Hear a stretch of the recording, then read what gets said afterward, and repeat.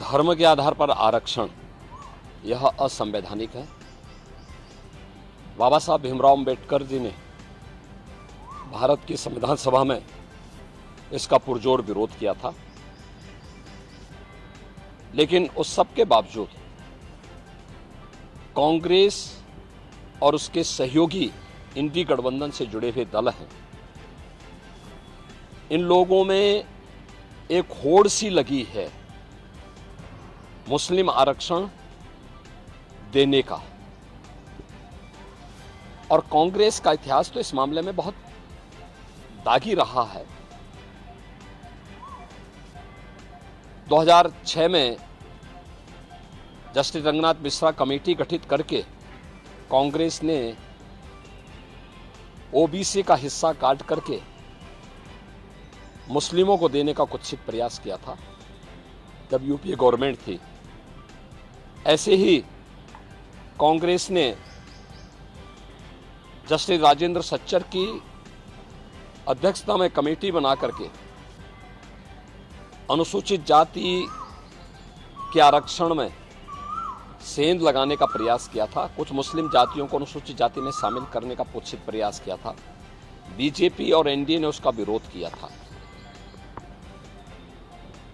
कांग्रेस की जब आंध्र प्रदेश में सरकार थी, उन्होंने उस वहां के ओबीसी के आरक्षण को मुसलमानों को दिया था।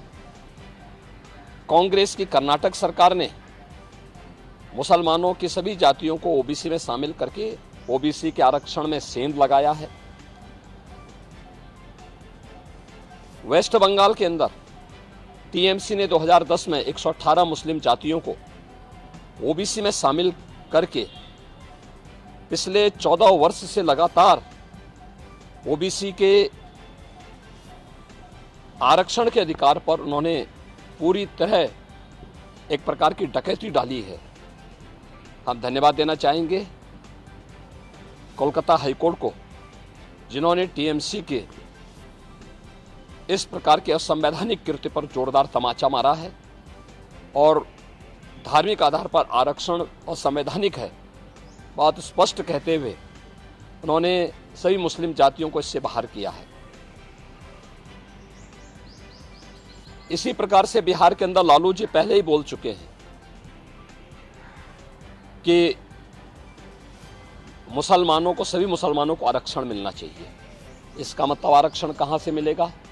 ये आरक्षण यही ओबीसी और एससी एसटी का आरक्षण में से ये बांट करके मुसलमानों को देना चाहते हैं।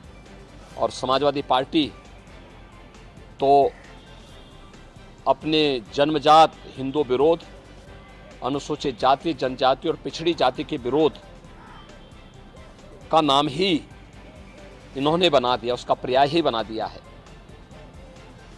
चाहे वह राम जन्मभूमि का विरोध रहा हो, राम भक्तों पर गोली चलाने का रहा हो, या फिर 2012 और 2014 के अपने इलेक्शन मैनिफेस्टो में समाजवादी पार्टी ने मुस्लिमों को आरक्षण देने की वकालत की थी और यहां तक इन्होंने शरारत की थी कि तुष्टीकरण की हद पार करते हुए उत्तर प्रदेश के अंदर, उत्तर प्रदेश की उस समय की 20 करोड़ की आबादी की सुरक्षा के साथ खिलवाड़ करते हुए पीएससी की 54 कंपनियों को इन्होंने समाप्त किया था।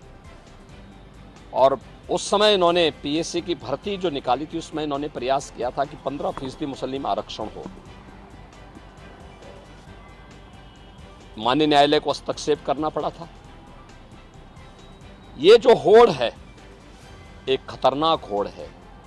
बाबा साहब भीमराव अंबेडकर ने विरोध किया था इसका, मुस्लिम आरक्षण का, क्योंकि देश धर्म के आधार पर विभाजित हुआ था और उन्होंने कहा था कि धर्म के आधार पर कोई भी आरक्षण देश के अंदर नहीं होना चाहिए। अनुसूचित जाति जनजाति को आरक्षण भारत के संविधान के द्वारा दिया गया है।